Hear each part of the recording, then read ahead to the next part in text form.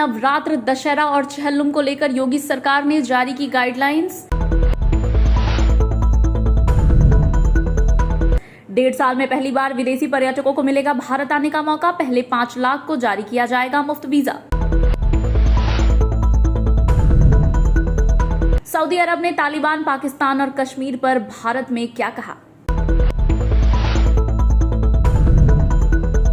तालिबान सरकार में आपसी फूट। राष्ट्रपति भवन में डिप्टी पीएम मुल्ला बरादर को मारे गए लात घूसे। हक्कानी गुट का वर्चस्व बढ़ा। तमिलनाडु में महिलाओं को नौकरियों में 40% का आरक्षण। पुरुषों पर क्या होगा असर। नमस्कार, मैं शिवानी ठाकुर और आप देख रहे हैं इंडिया रिपोर्ट। चलिए जानते हैं आज की टॉप 5 खबरें।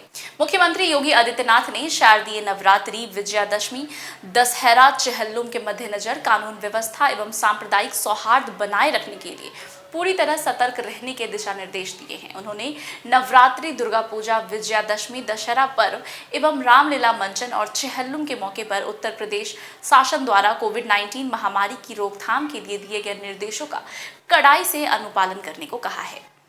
अपर मुख्य सचिव गृह अविनाश कुमार अवस्थी द्वारा जारी निर्देशों में कहा गया है कि दुर्गा पूजा पंडाल और रामलीला मंच की स्थापना की अनुमति प्रदान करते समय इस बात का ध्यान रखा जाए कि सार्वजनिक आवागमन प्रभावित न हो। मूर्तियों की स्थापना पारंपरिक परंतु खाली स्थान पर की जाए। उनका आकार यथासंभव छोटा रखा जाए। मैदान की क्षमता से अधिक लोग ना रहें। मूर्तियों के विसर्जन में यथासंभव छोटे वाहनों का प्रयोग किया जाए और मूर्ति विसर्जन कार्यक्रम में न्यूनतम व्यक्ति ही शामिल हों।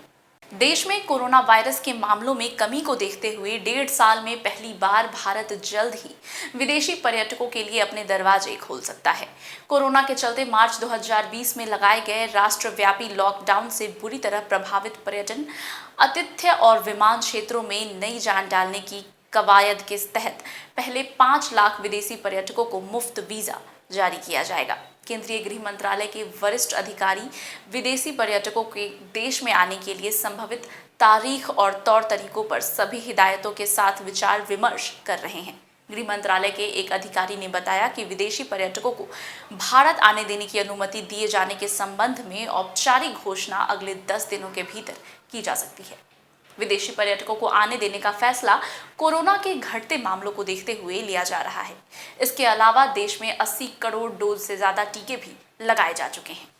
नई दिल्ली दौरे पर आए सऊदी अरब के विदेश मंत्री फैसम बिन फरहान अल सऊद ने कहा है कि भारत और पाकिस्तान के बीच बातचीत के रास्ते मुद्दों को अस्थायी तौर पर सुलझाने के लिए ध्यान दिया जाना चाहिए। द हिंदू अखबार की रिपोर्ट के अनुसार सऊदी विदेश मंत्री की पहली भारत यात्रा के दौरान दोनों देशों की बातचीत में अफगानिस्तान के भविष्य पर भी चर्चा हुई। उन्होंने भारत में निवेश की योजनाओं पर भी बात की। हालांकि साल 2019 में भारत में $100 अरब निवेश करने का सऊदी अरब का वादा अभी तक पूरा नहीं हो पाया है। विदेश मंत्री अल सऊद ने भारत और पाकिस्तान के बीच सऊदी अरब की तरफ से मध्यस्थता की भी पेशकश की।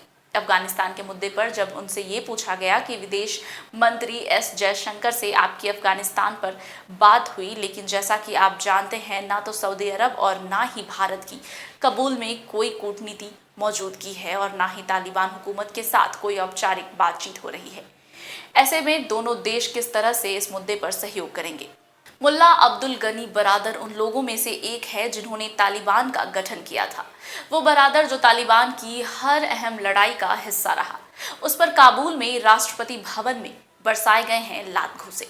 खबर है कि तालिबान की सरकार में हक्कानी गुट का वर्चस्व इस कदर बढ़ गया है कि उसी के एक कमांडर ने बरादर पर लात घूसे बरसा दिए। आपको याद होगा कि पिछले हफ्ते बरादर की मौत तक की खबर आई थी, लेकिन बाद में बरादर ने वीडियो जारी करके उन खबरों का खंडन किया था। लेकिन अब अमेरिका मीडिया में ये खबरें सुर्खियों में हैं कि काबुल में राष्ट्रपति भवन में बरादर के साथ मारपीट भी हुई और गोलियां भी चली। तमिलनाडु में सरकारी नौकरियों में महिलाओं के लिए आरक्षण 30% से बढ़ाकर 40% कर दिया गया है। प्रतियोगी परीक्षाओं में शामिल होने वाले अभ्यर्थियों का कहना है कि इससे पुरुषों के लिए मौके कम होंगे, पर इन दावों की सच्चाई क्या है। तमिलनाडु में महिलाओं को पहले से ही सरकारी नौकरी में 30% का आरक्षण प्राप्त था। 13 सितंबर को राज्य सरकार ने इसे बढ़ाकर 40% कर दिया। राज्य के वित्त और मानव संसाधन मंत्री प्यानीवेल त्यागराजन ने विधानसभा में इसकी घोषणा की। सरकार के इस कदम से सरकारी दफ्तरों में महिलाओं की संख्या बढ़ जाएगी। अलग अलग सेक्टरों के बहुत से लोगों ने सरकार के इस कदम का स्वागत किया है। तमिलनाडु में सरकारी नौकरियों में महिलाओं के लिए आरक्षण 30% से बढ़ाकर 40% कर दिया गया है। प्रतियोगी परीक्षाओं में शामिल होने वाले अभ्यर्थियों का कहना है कि इससे पुरुषों के लिए मौके कम होंगे, पर इन दावों की सच्चाई क्या है?